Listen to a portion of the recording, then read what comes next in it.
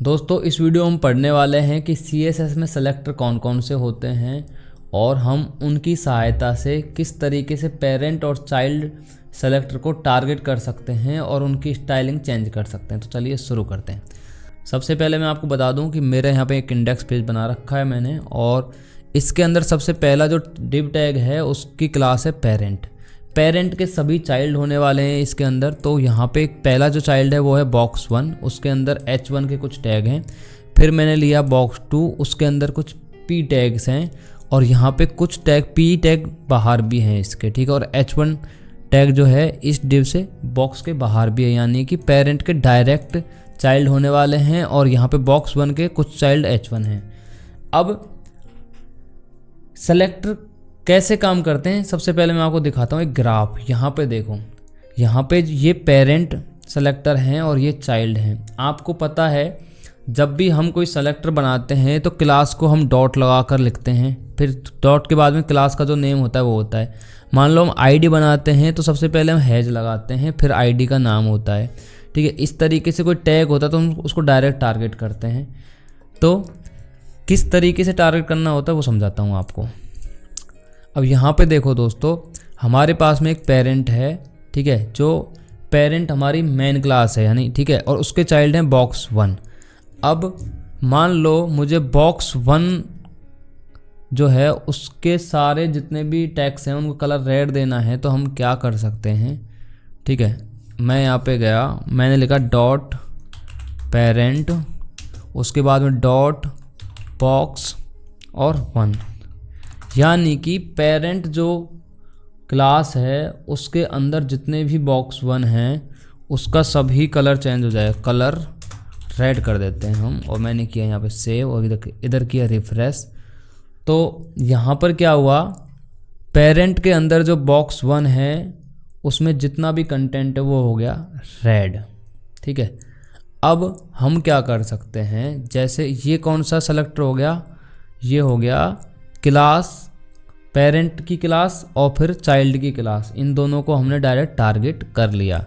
अब हम पढ़ने वाले हैं कौन सी क्लास, उसके बाद में टैग, यानी कि जैसे हम करते हैं यहाँ पे हमारे पास देखो एक क्लास है पेरेंट और उसका जो टैग है वो है डिव, यानी कि क्लास पेरेंट, जो क्लास है पेरेंट, जो इनका पेरेंट है सबका, उसके अंदर जितनी भी डिव आएंगी वो सारी अपने टैग्स का कलर चेंज कर लेंगी। तो हम क्या करते हैं, यहाँ पे हमने किया पेरेंट की जगह यहाँ पे अभी डायरेक्ट टैग कौन सा लिया, डिव, और उसको दे दिया हमने रेड, कलर रेड, और यहाँ पे किया रिफ्रेश। तो देखो यहाँ पे जो पेरेंट डिव है उसके अंदर जितने भी डिव हैं, डिव एलिमेंट हैं, उनका कलर रेड हो चुका है, यानी कि इसने H1 को नहीं पकड़ा कहीं पे भी। डिव के अंदर जितना भी कंटेंट है, जैसे इस डिव के अंदर ये H1 है, इसको इसने टारगेट कर लिया, लेकिन पेरेंट के अंदर H1 जो डायरेक्ट है इसको इसने टारगेट नहीं किया, यानी कि इसने क्या है, क्लास 2 टैग, क्लास को सेलेक्ट किया, किसकी को, पेरेंट की को, उसके बाद में कहाँ इसने इसके अंदर जितने भी चाइल्ड हैं, ठीक है, टैग के, डिव टैग के, वो सारे इसने टारगेट कर लिए।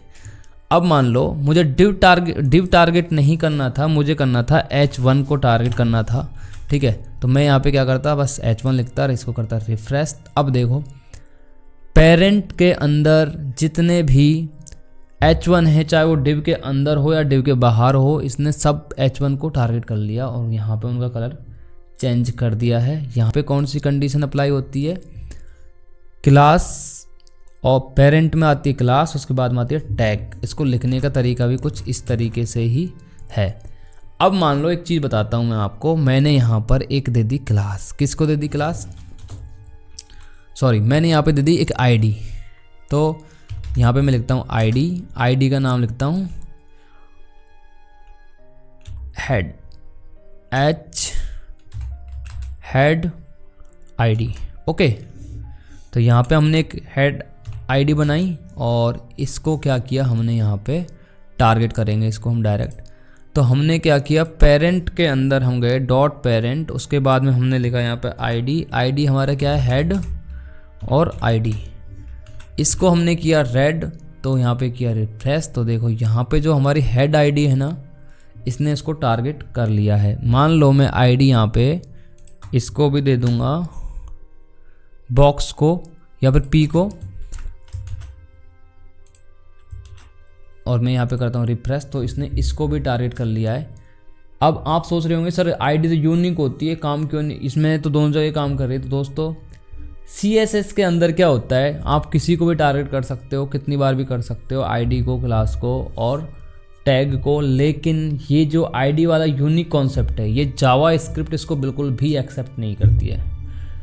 ठीक है, तो अभी आपने समझ लिया है कि हम पेरेंट जो हैं उनको कैसे, पेरेंट की सहायता से चाइल्ड को कैसे टारगेट कर सकते हैं। हमने तीनों कंडीशन देख ली आईडी वाली भी। अब हम चलते हैं आगे और हमारे पास में है हम आईडी से, और आईडी से आईडी को कैसे टारगेट कर सकते हैं, आईडी से टैग को कैसे टारगेट कर सकते हैं, ये समझते हैं। ठीक है, तो आईडी से आईडी कैसे टारगेट कर सकते हैं। मान लो हमने पेरेंट यहाँ पे जो क्लास दे रखी है, चलो हम इसको एक आईडी बना लेते हैं। जैसे हमने इस बॉक्स 1 को यहाँ से हटा दिया, ओके, और हमने इसको दे दिया आईडी को दे दिया बॉक्स और 1, ओके। अब मान लो मेरे पास में एक और आईडी है इसके अंदर, क्योंकि पेरेंट ज़रूरी है तो हम यहाँ पे देते हैं आईडी, और आईडी में हम दे देते हैं बॉक्स B1, ओके। हमारे पास में हो गई 2 आइडिया यहाँ पे। अब हम करते हैं सर जाते हैं और इसको करते हैं रिफ्रेश। यहाँ पर ये रेड हो रखा है क्योंकि यहाँ पे हमने किसी को टारगेट कर रखा है, हेड आईडी को, और हेड आईडी कहाँ है, ये रही हेड आईडी। ठीक है, अभी एक बार हम इसको हटा देते हैं। अब हम आईडी टू आईडी कॉन्सेप्ट समझते हैं। अब हमारे पास में कौन सी आईडी है, हमारे पास में बॉक्स 1 आईडी। तो हम यहाँ पे क्या करते हैं, टारगेट करते हैं बॉक्स 1 आईडी को, फिर हम टारगेट करते हैं B1 आईडी को। ठीक है, B1, और मान लो मुझे इसको देना है बैकग्राउंड कलर ब्लैक, ओके। और यहाँ पे किया रिफ्रेश, बूम, ये देखो इसने क्या किया, बॉक्स 1 आईडी के अंदर जो B1 आईडी थी उसको ब्लैक कर दिया। मान लो मैं इसको रेड कर देता हूँ तो हमारा टेक्स्ट दिखता है क्या, हाँ हमारा टेक्स्ट दिख रहा है, यानी कि आईडी टू आईडी सही काम कर रही है। अब मान लो मैं आईडी टू टारगेट करना चाहूँ किसको, H1 टैग को, यानी कि डायरेक्ट हम टैग को सेलेक्ट करना चाहें तो बॉक्स 1 के बाद में हम लिख सकते हैं यहाँ पे H1 और यहाँ पे करेंगे रिफ्रेश, बूम। तो इसमें बॉक्स 1 आईडी के अंदर जितने भी H1 थे इसने उसको टारगेट कर लिया है, यानी कि ये काम कर रहा है।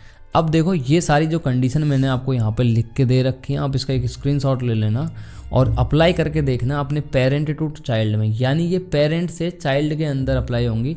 पेरेंट के अंदर जितने भी चाइल्ड हैं उनको हम डायरेक्टली टारगेट कर सकते हैं। ऐसा कुछ नहीं है कि हम उनको अलग अलग से क्लास दें, या फिर हमारे पास में जैसे 2 बॉक्स हैं, समझाता हूँ आपको। जैसे हमारे पास में यहाँ देखो, हमारे पास पैराग्राफ, यहाँ एक पैराग्राफ है और यहाँ भी एक पैराग्राफ है। जैसे ये पैराग्राफ बाहर है लेकिन ये पैराग्राफ इस डिव के अंदर है। अब मैं चाहता हूँ कि जो क्लास बॉक्स 2 है इसके अंदर के जो पैराग्राफ हैं ये तो आ जाएं रेड कलर में, और बाहर का कुछ मतलब कि कोई कंटेंट मैं उसमें कोई चेंजेस नहीं चाहता, तो उसके लिए ये सारी चीज़ें अप्लाई होती हैं। ठीक है, अब मान लो मुझे यहाँ पे क्या करना था, यहाँ पे कौन सा था, बॉक्स 2। तो बॉक्स 2 पेरेंट है, बॉक्स 2, और हमारे पास में क्या था उसके अंदर P, तो हम P एलिमेंट को टारगेट कर लेंगे और हम लिख देंगे कलर रेड, और यहाँ पे किया सेव और इधर किया रिफ्रेश। तो देखो जो बॉक्स 2 था उसके अंदर जितने भी पैराग्राफ टैग थे वो सारे रेड हो चुके हैं, बाहर में कोई चेंजेस नहीं हुआ, यानी कि हम किसी पेरेंट के चाइल्ड को इसकी सहायता से टारगेट कर सकते हैं। ये एक बहुत ही आसान सा और सिंपल सा कॉन्सेप्ट है। CSS के अंदर सेलेक्टर की सहायता से हम कैसे चाइल्ड को टारगेट कर सकते हैं। उम्मीद करता हूँ कि आपको ये वीडियो पसंद आई होगी। पसंद आई है तो शेयर, सब्सक्राइब और लाइक कर दीजिए हमारी वीडियोज़ को, और मिलते हैं आपसे अगली वीडियो में। तब तक के लिए ऑल द बेस्ट।